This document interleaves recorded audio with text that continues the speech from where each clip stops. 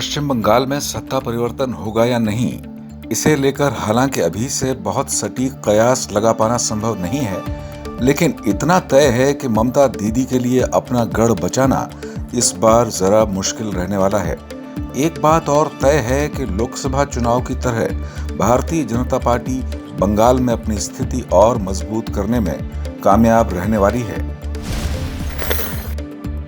पश्चिम बंगाल विधानसभा चुनाव 2021 में ममता बनर्जी तीसरे कार्यकाल के लिए साख की लड़ाई लड़ने जा रही हैं।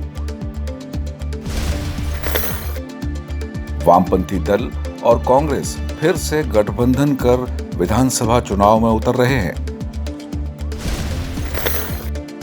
भारतीय जनता पार्टी पूरे दमखम के साथ मैदान में है।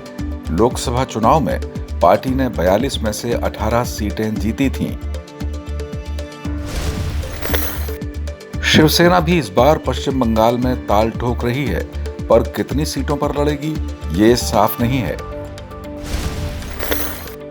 असदुद्दीन ओवैसी की पार्टी AIMIM भी पश्चिम बंगाल में पकड़ बढ़ाने का इरादा रखती है। जानकार मानते हैं कि ओवैसी तृणमूल कांग्रेस का ही खेल खराब करेंगे।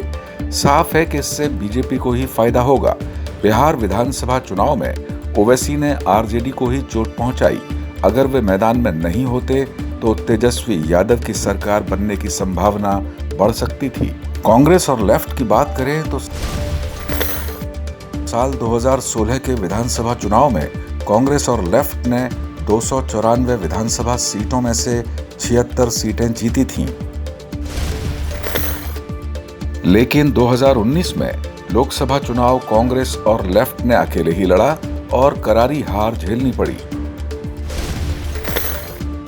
कांग्रेस सिर्फ 2 लोकसभा सीटें जीत पाई, लेफ्ट फ्रंट को एक भी सीट नहीं मिली।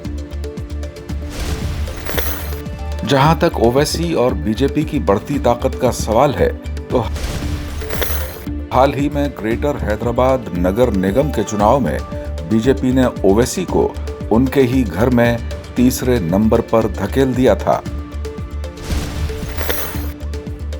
वैसे कयास ये भी लगाए जा रहे हैं कि ओवैसी दीदी की तृणमूल के साथ गठबंधन कर सकते हैं, लेकिन ऐसा हुआ तो भी असदुद्दीन ओवैसी की मौजूदगी बीजेपी के लिए फायदेमंद ही साबित होगी।